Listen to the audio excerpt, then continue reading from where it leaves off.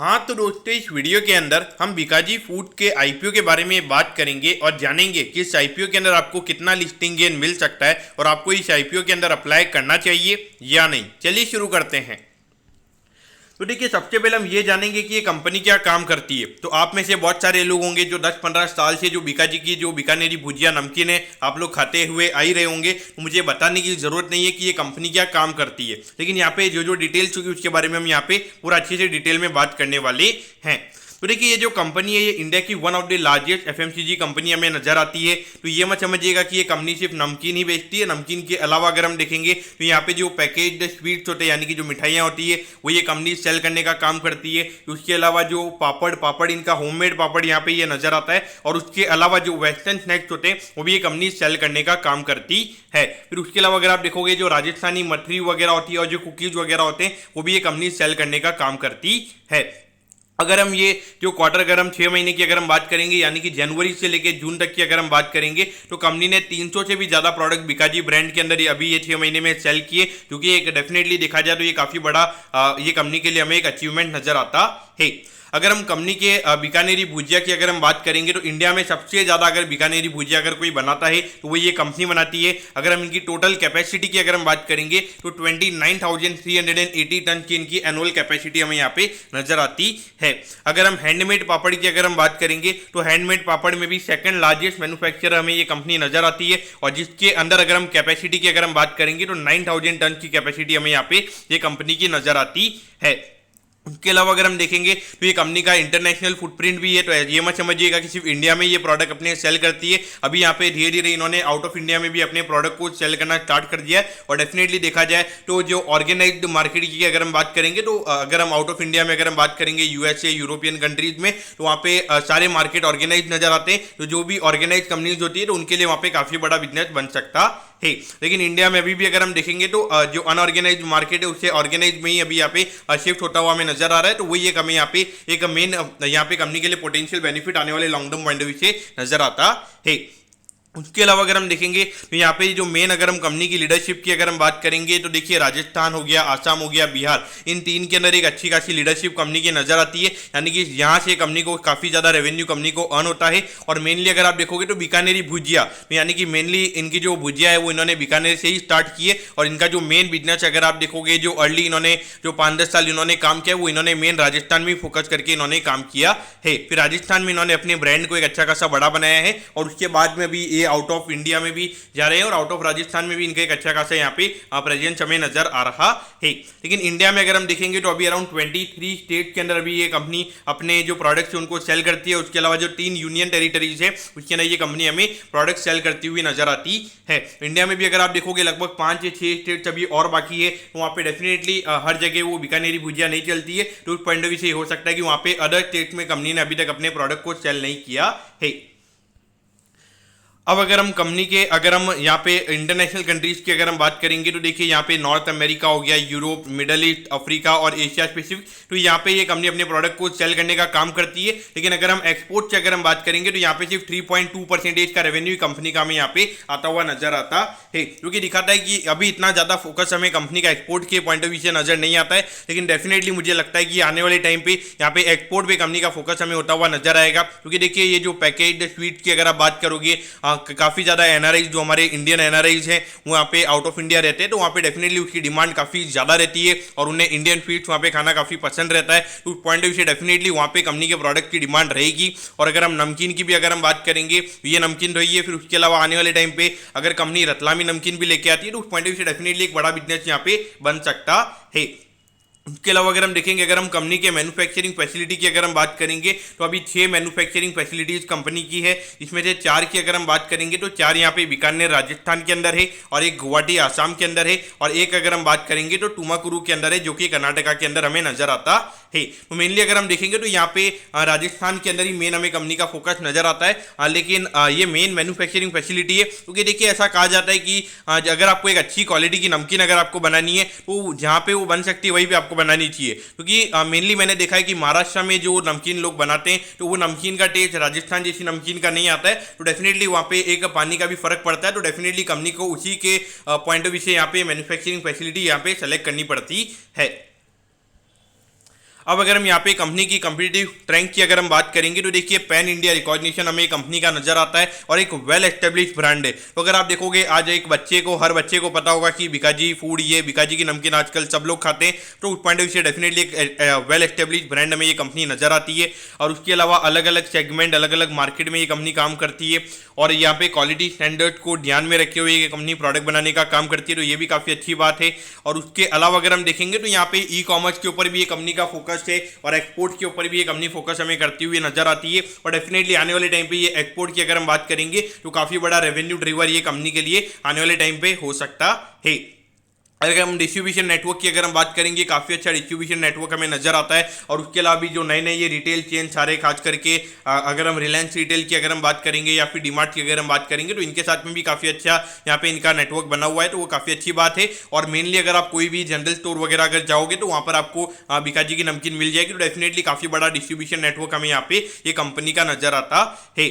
उसके अलावा अगर हम देखेंगे तो यहाँ पे जो रिटेल चेन है उनके साथ भी यहाँ पे काफ़ी अच्छे अरेंजमेंट है कंपनी के, और ई कॉमर्स चैनल जो है वो भी यहाँ पे कंपनी का में ग्रोथ हुआ नजर आ रहा है। अब अगर हम ऑब्जेक्टिव की अगर हम बात करेंगे तो देखिए यहाँ पे ये जो ऑब्जेक्टिव है कंपनी का, ये आपको अच्छा नहीं लगेगा। यहाँ पे जो भी पैसा यहाँ पे कंपनी आईपीओ के थ्रू लेने वाली है तो ये कुछ पैसा प्रमोटर्स के पास में जाने वाला है और कुछ जो प्राइवेट इक्विटी इन्वेस्टर्स हैं उनके पास में ये पैसा जाने वाला है। तो आप बोलोगे कि यार यहाँ पे तो ये प्रमोटर्स है ना, सारा माल अपना बेच के जा रहे हैं, तो देखिए ऐसा बिल्कुल भी नहीं है। ये आईपीओ के बाद में भी अराउंड 70-71% की होल्डिंग प्रमोटर्स के पास में रहने वाली है और मेरे ख्याल से इसमें कुछ गलत नहीं है। तो देखिए उन्होंने, अगर आप देखोगे इतने टाइम से उन्होंने एक इतना बड़ा ब्रांड बनाया है और उसी ग्रोथ स्टोरी के अंदर अगर वो अपने आपको सेल करके या फिर डेफिनेटली अभी उन्होंने एक इतना अच्छा ब्रांड बनाया, अग्रवाल कंपनी की अगर आप बात करोगे तो काफ़ी अच्छी ब्रांड वैल्यू उन्होंने बनाई है। तो उस पॉइंट ऑफ व्यू से मेरे ख्याल से अभी और अगर नए शेयर्स इशू करेंगे, यानी कि अगर आपको फ्रेश इशू लेके आना है, कंपनी को कैपिटल की कोई रिक्वायरमेंट नहीं है, कंपनी ऑलमोस्ट अगर आप देखोगे डेट फ्री कंपनी हमें नजर आती है, तो वहाँ पे कोई नया कैपिटल रेज करने में कोई मतलब नहीं है। तो मेरे ख्याल से ये इसमें मुझे कोई भी गलत चीज़ यहाँ पे नजर नहीं आती है। और अगर यहाँ पे कंपनी अगर और ज़्यादा नए शेयर्स इशू करेगी तो उस पॉइंट ऑफ व्यू से वहाँ पे कंपनी का जो ईपीएस हो जाएगा वो और कम हो जाएगा और इससे जो कंपनी का वैल्यूएशन होगा वो और कम हो जाएगा। तो मुझे यहाँ पे वो चीज़ें यहाँ पे बिल्कुल भी गलत नजर नहीं आती है।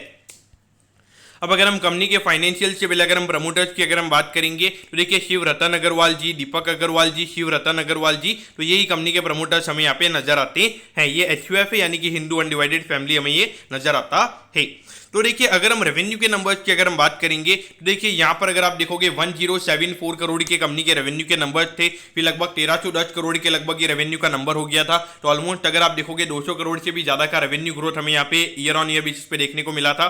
फिर उसके बाद अगर हम देखेंगे तो अभी 6 महीने में 771 करोड़ का रेवेन्यू कंपनी ने रिपोर्ट कर दिया। तो ये इंडिकेशन दे रहा है कि लगभग 1500 करोड़ से ज़्यादा के रेवेन्यू के नंबर्स कंपनी के ये पूरे फाइनेंशियल ईयर में हो सकते हैं।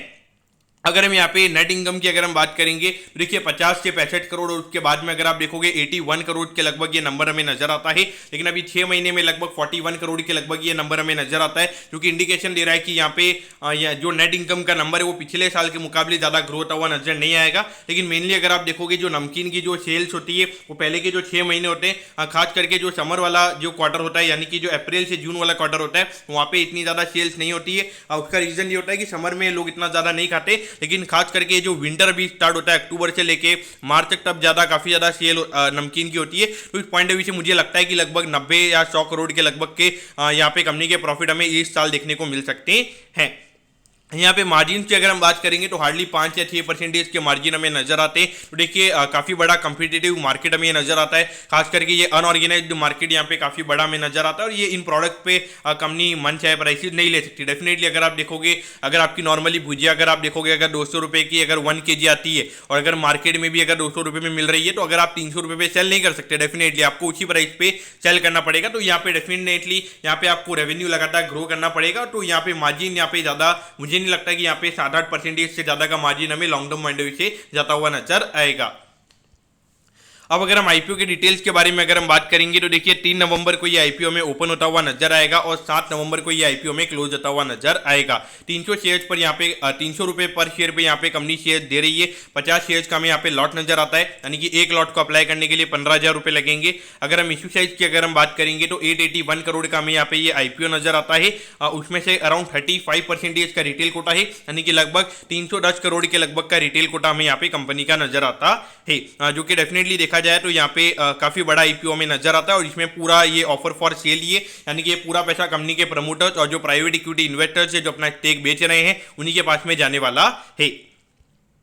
अब यहाँ पर अगर हम वैल्यूएशन की अगर हम बात करेंगे तो देखिए 3.71 का यहाँ पे कंपनी का ईपीएस हमें नजर आता है। तो उस पॉइंट ऑफ व्यू से अगर आप देखोगे अराउंड 80 के पी रेशियो पे ये कंपनी का आईपीओ में आता हुआ नजर आ रहा है और अराउंड अगर हम 20% की ग्रोथ अगर प्रॉफिटेबिलिटी में इस साल अगर हम एक्सपेक्ट करें तो उस पॉइंट ऑफ व्यू से लगभग फॉरवर्ड पी की अगर हम बात करेंगे तो 65 के फॉरवर्ड पी पे यहाँ पे कंपनी का आईपीओ आ रहा है। तो डेफिनेटली देखा जाए तो वैल्यूएशन वाइज यहाँ पे थोड़े प्रीमियम वैल्यूएशन पे कंपनी का आईपीओ आ रहा है, लेकिन मेरे ख्याल से जो ब्रांड वैल्यू यहाँ पे बीकाजी फूड के हमें नजर आती है तो वहाँ पे डेफिनेटली मार्केट थोड़ा प्रीमियम जब आईपीओ की लिस्टिंग हो रही है तो वहां पे कंपनी मार्केट दे सकता है, लेकिन आने वाले टाइम पर अगर हम देखेंगे तो जो कंपनी ग्रोथ दिखाती है तो उस पॉइंट ऑफ व्यू से यहाँ पे चीजें होने वाली है। लेकिन अभी अगर हम बात करेंगे जब लिस्टिंग होने वाली है तो उसके 1-2 महीने तक यहाँ पे जो प्रीमियम वैल्यूएशन है वो हमें यहाँ पे बनता हुआ नजर आएगा।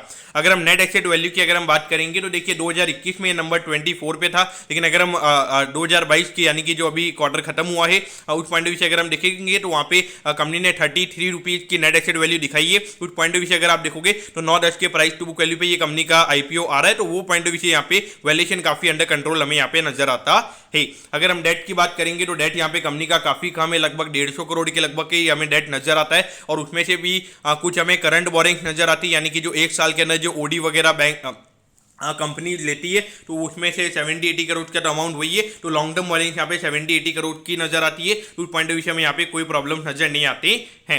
यहाँ पे आरओसी का नंबर हमें कंपनी का अच्छा नजर आता है, लेकिन जो रिटर्न ऑन नेटवर्थ के नंबर की अगर हम बात करेंगे तो ये नंबर इतना अच्छा नहीं है, क्योंकि यहाँ पे जो रिटर्न ऑन नेटवर्थ के नंबर की अगर हम बात करेंगे तो ये नेट प्रॉफिट पे निकलता है और जो आरओसी का नंबर है वो ऑपरेटिंग प्रॉफिट पे निकलता है, तो इसीलिए आरओसी का नंबर हमें यहाँ पे इतना अच्छा लग रहा है। बाकी वैल्यूएशन वाइज यहाँ पे थोड़ी चीजें ओवर वैल्यूएशन पे नजर आती है, लेकिन मेरे ख्याल से आईपीओ के टाइम पे ये चीजें ज्यादा फोकस यहाँ पे मार्केट नहीं करेगा। अब अगर हम यहाँ पे बात करेंगे तो देखिए रिटेल कोटा में आप एक लॉट अप्लाई करने के लिए आपको 15,000 रुपए लगेंगे और मैक्सिमम 13 लॉट की एप्लीकेशन आप रिटेल कोटा के अंदर लगा सकते हो। इसके लिए 1,95,000 रुपीज लगेंगे और स्मॉल एचएनआई की अगर हम बात करेंगे तो यहाँ पे 14 लॉट की एप्लीकेशन आपको मिनिमम लगानी पड़ेगी और जिसके लिए 2,10,000 रुपए लगेंगे। तो दोस्तों यहाँ पर आपको क्या करना चाहिए, तो देखिए मेरे ख्याल से अगर देखा जाए तो यहाँ पे definitely listing in point of view से यहाँ पे डेफिनेटली आपने अप्लाई करना चाहिए। मुझे लगता है कि जो डीसीएक्स सिस्टम्स के बाद में अगर किसी और आईपीओ में एक अच्छा लिस्टिंग इन मिल सकता है तो वो बीकाजी फूड में मिलेगा। अराउंड अगर हम ग्रे मार्केट प्रीमियम की अगर हम बात करेंगे तो 80 रुपीज का ग्रे मार्केट प्रीमियम अभी आ रहा है, क्योंकि इंडिकेशन दे रहा है कि लगभग यहाँ पे अगर हम लिस्टिंग इन की अगर हम बात करेंगे लगभग 4,000 रुपये आपको लिस्टिंग पे एक लॉट पे यहाँ पे मिल सकता है। तो उस पॉइंट ऑफ व्यू से definitely listing in point of view से आपने अप्लाई करना चाहिए। लेकिन long term point of view से अगर मैं देखूंगा तो वहाँ पे जिस तरीके की ग्रोथ कंपनी लगातार दिखाती है, अगर कहीं भी अगर डिसअपॉइंटिंग क्वार्टर वगैरह अगर रहता है तो वहां पे डेफिनेटली मार्केट उसे काफी ज्यादा बुरे वे में लेगा, क्योंकि यहाँ पे अगर आप देखोगे ऑलमोस्ट 70-80 के पी रेशियो पे कंपनी का आईपीओ आ रहा है, तो ये आईपीओ वैल्यूएशन पे आईपीओ लाना काफी ज्यादा मुश्किल रहेगा कंपनी के लिए। और वहां पर अगर कोई डिसअपॉइंटिंग क्वार्टर रहेंगे तो मार्केट वहां पे 40-50 के पी वैल्यूएशन पे ये कंपनी को लेकर जाएगा। तो long term point of view से मेरे ख्याल से लिस्टिंग के बाद में आपने देखना चाहिए, लेकिन listing in point of view से यहाँ पे डेफिनेटली आपने अप्लाई करना चाहिए। मुझे लगता है कि अराउंड 20-30% के मिनिमम लिस्टिंग इन यहाँ पर आपको मिलने चाहिए। तो दोस्तों मैं होप करता हूँ कि बीकाजी फूड के आईपीओ के डिटेल्ड एनालिसिस के बारे में आपको सब कुछ समझ में आ गया होगा। अगर आपकी कोई भी क्वेरीज है आप कमेंट कीजिए, मैं जरूर आपके कमेंट पर रिप्लाई करूंगा। ओके दोस्तों, thank you, have a nice day.